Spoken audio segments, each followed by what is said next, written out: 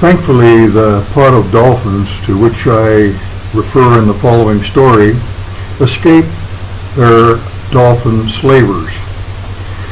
But tomorrow, or the day after, or the day after that, until the end of the season, similar attempts to capture a pod or pods of dolphins will take place. Ultimately, I fear, the slavers will meet with success, and a similar story to the one told here will occur, sadly. So while the events described here did not fortunately occur today, they in all likelihood will. I therefore tell the story as though today's dolphins did not make an escape, in the hopes that perhaps somebody out there will be listening that can put a stop to at least the proposed Phuket dolphinarium. Nightmare in TAIJI, Japan. I'm telling this at a time which we prayed wouldn't come, but knew in our hearts would eventually. Despite our prayers, pleas, and continued vocalizations, both verbal and written, protesting the cruel depravity involved in the TAIJI, Japan murders, kidnappings. This morning, the TAIJI slavers conducted a successful raid into the home of a pod of dolphins, a raid no different than the raids conducted long ago in the villages in Africa by the human slavers of that time. As I write this, the pod of dolphins is being driven by a wall of blinding, painful sound created by the incessant banging on steel poles which have been inserted from the slavers' boats into the water. The dolphins, blinded, terrorized, and panic-stricken, tried desperately to escape these slavers. But on this day there is no escape. A cordon of 12 slaver boats slowly, mercilessly herd the dolphins to their doom. Now they are corralled in that cove of hell from which there is no escape. Because the slavers are tired by their day's raid, they now go home, perhaps boastfully, to the comfort of their loving, unterrorized families, where they will fill their stomachs with food, and perhaps even some alcoholic beverages with which better to regale any interested listener with their brave, courageous raid into the village of those harmless dolphins, who are armed with nothing more than their intellect and gentle natures. Then to bed, to sleep, so that in the morning they will be rested and prepared to do their one-sided battle with that pod of dolphins. Dolphins who are unable to rest due to the terror in their hearts, both for themselves and for their babies and their other family members. The call has begun. The slavers are now forcefully tearing families apart, wresting babies from their mothers so that these slavers can fill the orders given to them, orders from the dolphin slave traders, agents of the dolphinariums throughout the world. The orders have been filled. Some of the babies being kidnapped were hurt, badly hurt, during the separation process. These are thrown back into that corral of terror, some to die of their wounds before the manual killing commences, despite desperate efforts by their mothers and or other family members to help them.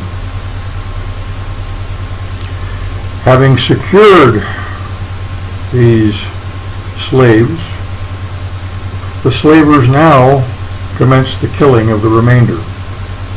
A killing so horrible in its cruelty that even they realized that the world must not see it.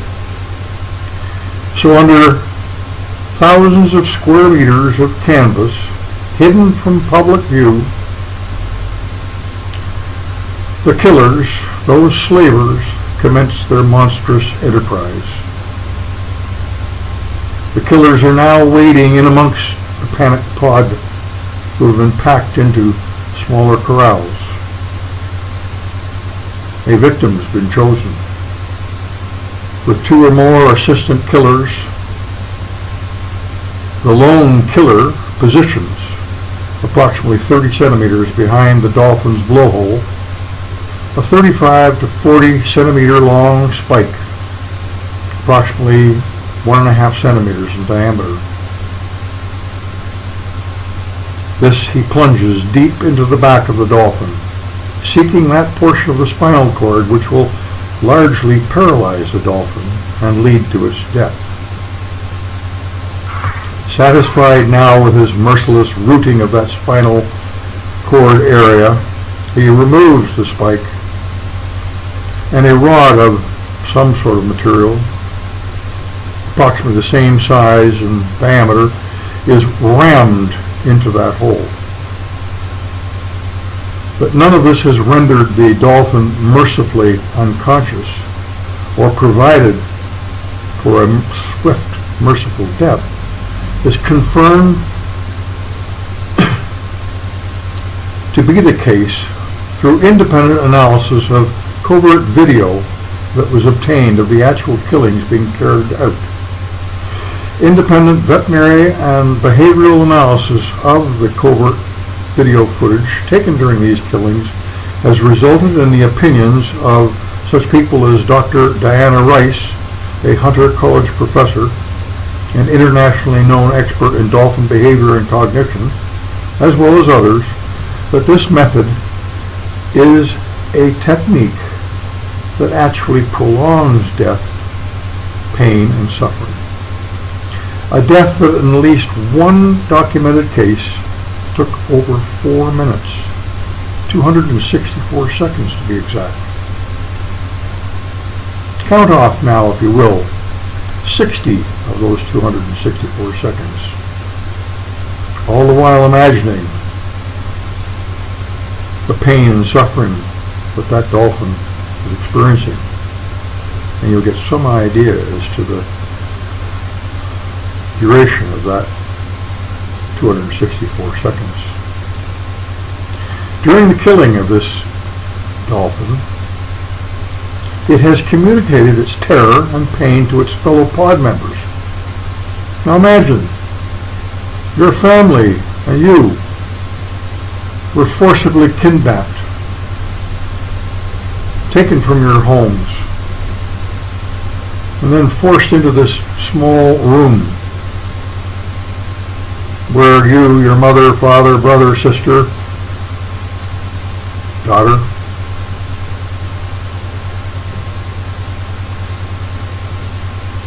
have to listen as each of these family members, each of your family members are taken one by one. You have to listen to their panicked voices of pain and suffering and terror as they are experiencing the spike being driven into their spinal cords. It's as though one is being forced to read in these accounts, read or view, if you see the video, something that could only have been thought up by the mind of some person such as Stephen King after he awoke from one of his worst nightmares.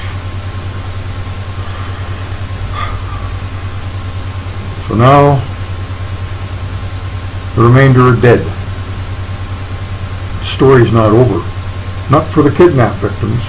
No, now they are being prepared for shipment to the home of the slave traders, the dolphinariums, where they will be condemned, having committed no crime, to a life sentence of servitude in the slave traders' prison, confined to living in little more than swimming pools, deprived of their families' company, deprived of sensory and suitable physical stimulus, forced to perform tricks for their food. These poor, helpless souls wither away slowly until they die prematurely of sickness or depression. Up until their deaths, no doubt wondering, what happened? What happened to my mummy? What happened to my family? Where are they? Where am I? Right now we have a proposal being considered here in Phuket, Thailand. A proposal put forth by a consortium. A proposal that's being asked to be considered by the Thailand Fisheries Department. A proposal that asks that this consortium of slave traders be allowed to open a new dolphinarium. From information received, it's my understanding that clearance for a shipment of at least 6, and possibly as many as 8 dolphins, plus 2 South American fur seals, is being sought by this group of slave traders. 5 of the dolphins, the TAIJI, Japan Cove of Hell. These slave traders, if allowed to open and operate the proposed Phuket Dolphinarium, apparently believe that there is nothing wrong with confining 6 or more dolphins in a pool, whose picture you can view in this posting. A pool that doesn't even begin to be suitable for 1 dolphin. Please say no to the murderous, monstrous dolphin slave trade currently taking place in TAIJI, Japan, and elsewhere across this world of ours, in dolphinariums. Please say no to the opening of the proposed Phuket Dolphinarium.